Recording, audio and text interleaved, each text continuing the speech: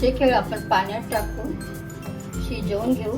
त्याच्यात एक कांदा, 2 टोमॅटो, 2 शिट्ट्या येईस्तोवर आपण हे शिजवून घेऊ.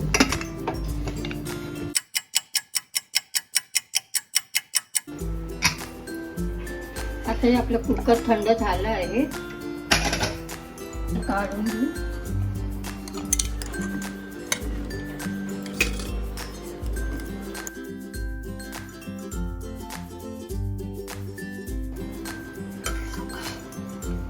आता हे थोडे थंडे झाले की आपण मिक्सरमध्ये बारीक करून घेऊ. कच्चे केळ सोलून घेऊ आणि मॅश करू.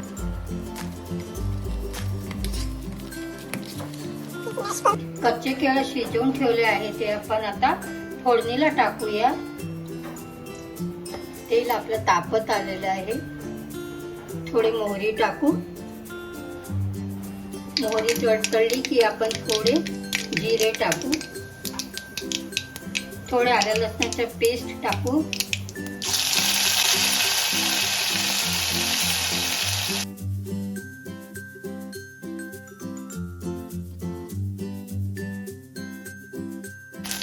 अर्धा चमचा लाल तिखट टाकू. पाऊण चमचा हळद टाकू.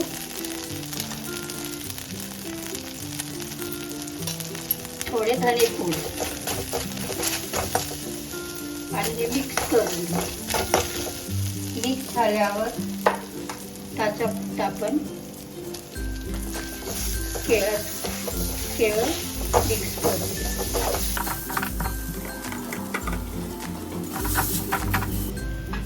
याला बाइंडिंगसाठी आपण 1 चमचा बेसन टाकू आणि हे मिक्स करून घेऊ. चवीपुरतं मीठ टाकू.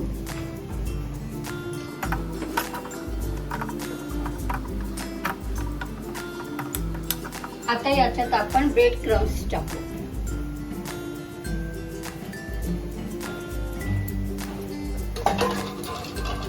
आणि याचं मिक्स करून घेऊ.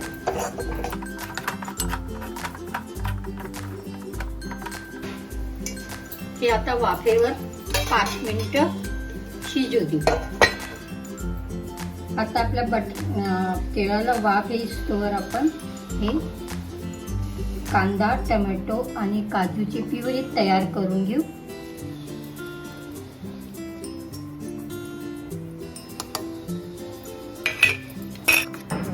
आता हे आपली प्युरी तयार आहे. त्याच्यात मी 1 चमचा पाणी टाकलं आणि हे बारीक करून घेतलं आहे. आता हे आपलं हे याला वाफ लागलेली आहे.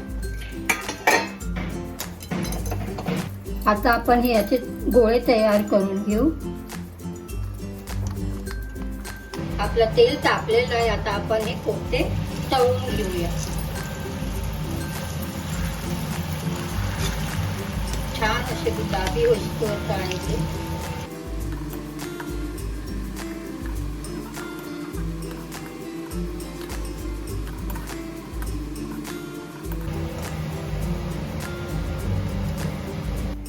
आता आपण याची करी तयार करून घेऊ. 1 चमचा तेल टाकत आहे. ते आपण तापू देऊ. ही खास माझ्या आईची रेसिपी आहे. तेल तापलं की थोडं मोहरी टाकते. 1 चमचा त्याचं आलं लसणाचं पेस्ट टाकू. टोमॅटो, कांदा, काजूची पेस्ट तयार केली आहे ते आपण याच्यात टाकून घेऊ.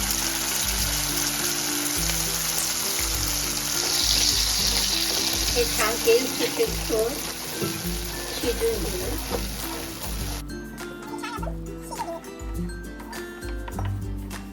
आता हे आपलं तेल हे सुटलं आहे. त्याच्यात पाऊण चमचा हळद,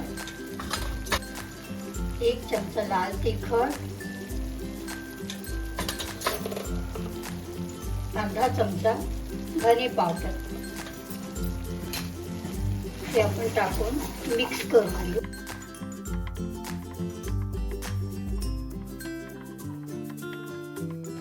मस्त कलर आलेला आहे याला. आता याच्यात आपण चवीपुरतं मीठ टाकू.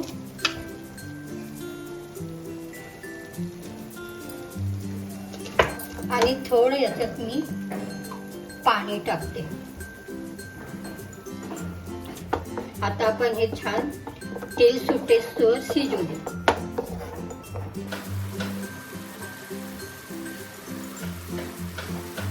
त्याच्यात मी चवीपुरतं थोडं साखर टाकते आहे. साखर आपण मिक्स करून घेऊ. आपलं तेल छान सुटलेलं आहे. ग्रेव्ही आता छान तयार झाली आहे. आता आपण हे सर्व करून घेऊ.